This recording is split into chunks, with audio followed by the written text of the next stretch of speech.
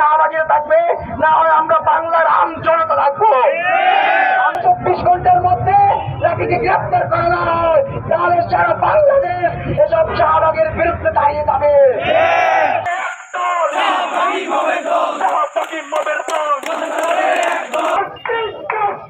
We want justice. We want justice. Justice, justice. 1, 2, 3, 4.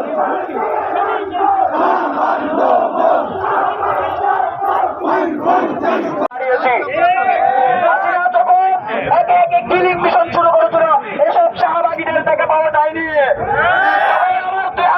রক্ত মারিয়ে তাদেরকে শাহাদাতের মঞ্চ পাঠিয়ে দেওয়া হয়েছিল, তখন এসব গণতন্ত্রের মঞ্চের থেকে পাওয়া যায়নি।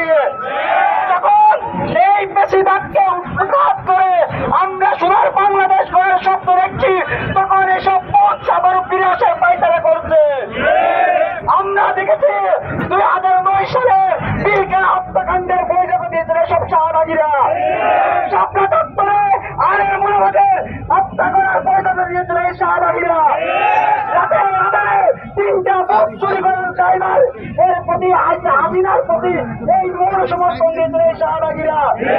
সর্বশেষ জুলাইয়ের রক্ত রঞ্জিত করার জন্য রাজপথে তারা এই সরকারকে প্রয়াস করেছিল এই শাহবাগীরা।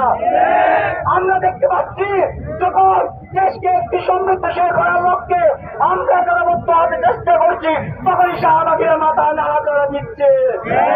হুঁশিয়ার করে দিতে যাচ্ছি, যেই বিচারহীনতা সংস্কৃতি আনা হয়েছিল, সেই বিচারহীনতা সংস্কৃতি মারিয়ে আমরা শাহবাগীদের বিচার করবো ইনশাআল্লাহ।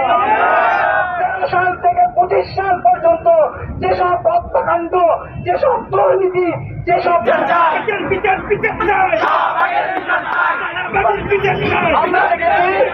আমরা দেখেছি বিএনপির সালাউদ্দিন কাদের চৌধুরী থেকে জামাতের আল্লামাদের মহারাজান চাইদি পর্যন্ত সবাইকে জুডিশিয়াল কিলিং এর এই মঞ্চ তৈরি করেছে শাহবাগীরা।